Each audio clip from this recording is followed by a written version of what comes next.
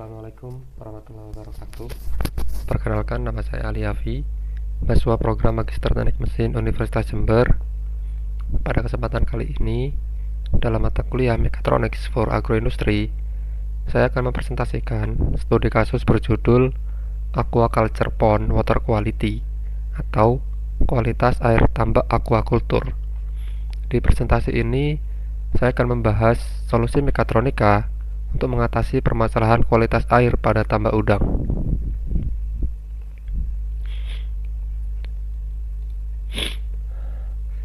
Adapun agenda presentasi kali ini terbagi menjadi 5 bagian utama. Pertama, saya akan mendefinisikan problem statement atau permasalahan yang terjadi. Kedua, saya akan menjelaskan proposed mechatronic solution atau solusi sistem mekatronika yang ditawarkan. Ketiga, saya akan membedah key components atau komponen-komponen kunci penyusun sistem. Keempat, saya akan masuk ke how it works untuk melihat cara kerja sistem secara keseluruhan. Dan yang terakhir, saya akan memaparkan simulation results terkait optimasi desain mekanis dari sistem aerator. Mari dimulai dari permasalahan utama di lapangan. Menurut data KKP Dirjen Perikanan Budidaya tahun 2023, sebanyak 37% kegagalan panen pada budidaya udang faname di Indonesia disebabkan oleh kematian mendadak yang sering terjadi pada malam hari. Mengapa malam hari? Ini karena pada malam hari proses fotosintesis oleh fitoplankton berhenti, sementara proses respirasi atau pernapasan oleh seluruh organisme di tambak terus berjalan. Akibatnya, kadar dissolved oksigen atau oksigen terlarut turun sangat drastis. Sebagai contoh di lapangan, tepatnya di tambak Desa Bayaman, Probolinggo. Seperti terlihat pada grafik berikut, kadar DO terus menurun sejak sore hari dan mencapai titik terendahnya di jam 9 malam pada angka 3,88 mg per liter. Padahal kadar DO yang ideal dan aman untuk udang faname seharusnya berada di atas 6 mg per liter.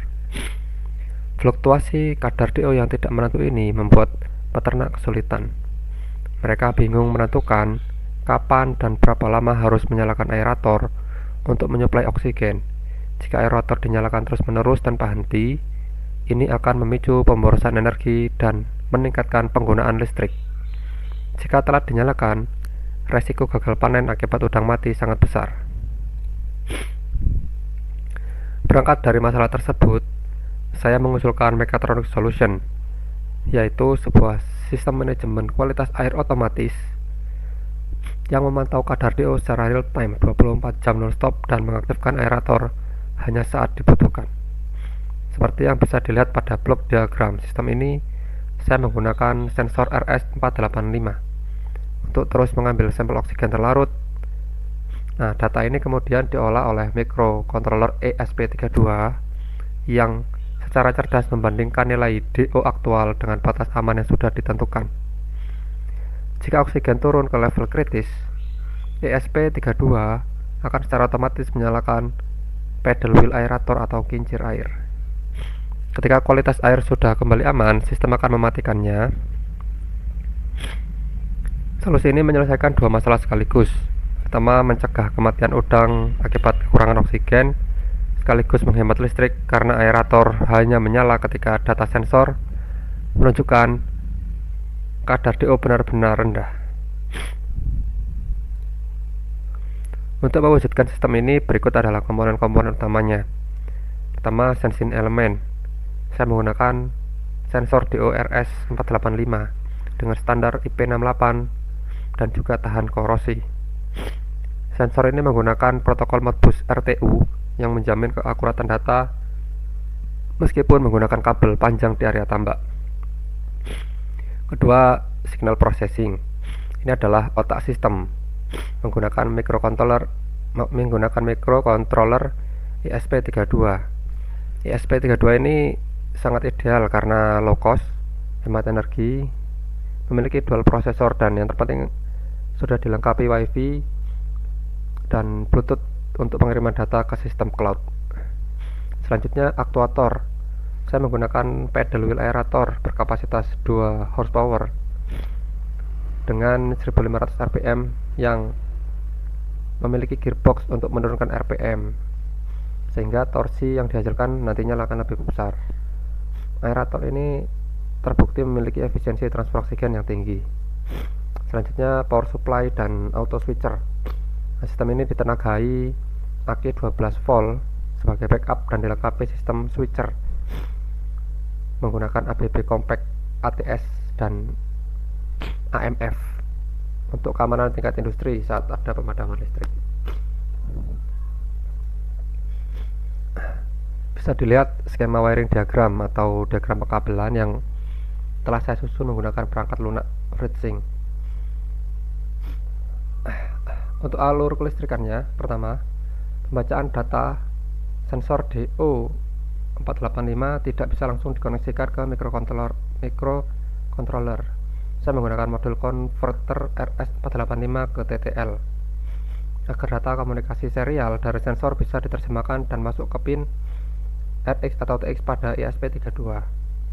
Kedua, dari sisi manajemen daya, sebuah adaptor digunakan untuk menurunkan tegangan AC menjadi DC yang aman bagi sistem kontrol.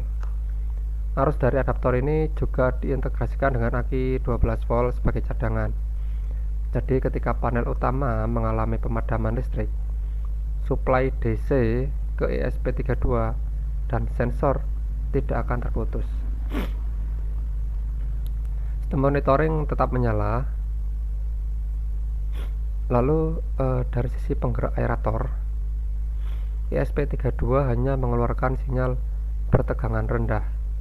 Untuk menyalakan beban dari motor kincir air yang cukup besar, sinyal ESP32 dikirim ke modul relay. Relay ini berfungsi sebagai saklar elektronik yang aman untuk mengontrol arus AC tegangan tinggi ke aerator.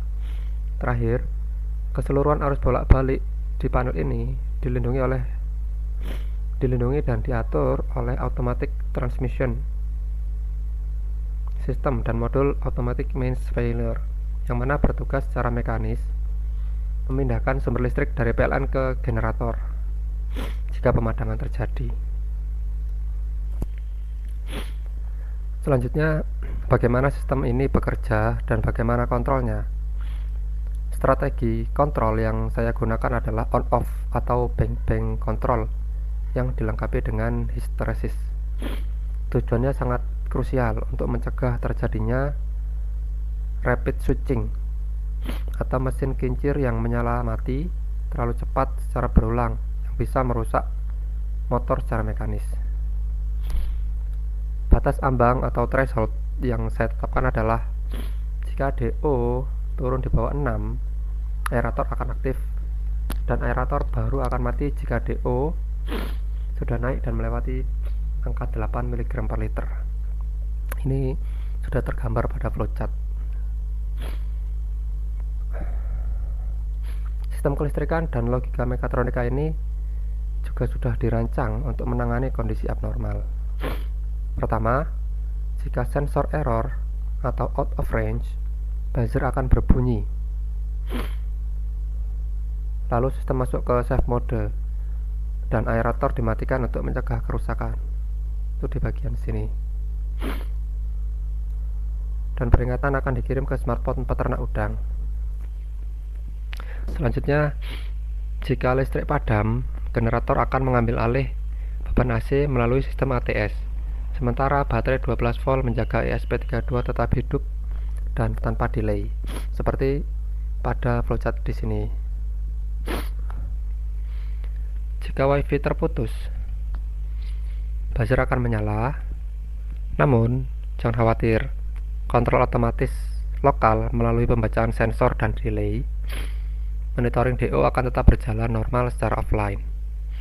Sedangkan untuk antarmuka atau human interface, terdapat layar OLED lokal di panel, push button manual, dan notifikasi ke smartphone untuk peringatan kritis saja. Nah, push button manual ini digunakan jika peternak merasa perlu menghidupkan aerator meski nilai DO masih di ambang batas.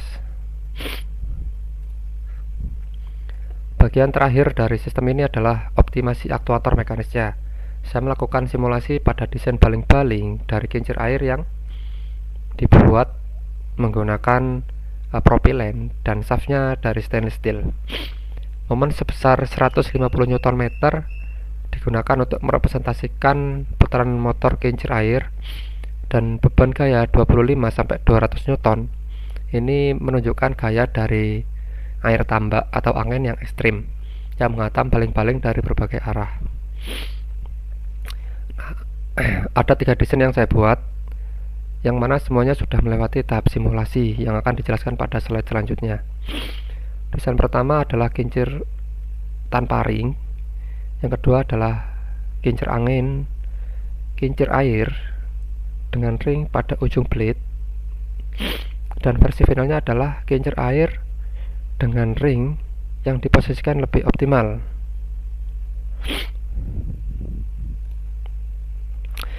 Pada first version, baling-baling didesain polos dengan sudut-sudut pertemuan tajam 90 derajat. Nah, dalam mekanika terapan, sudut tajam ini bertindak sebagai major stress riser, jadi tempat berkumpulnya tegangan ekstrim.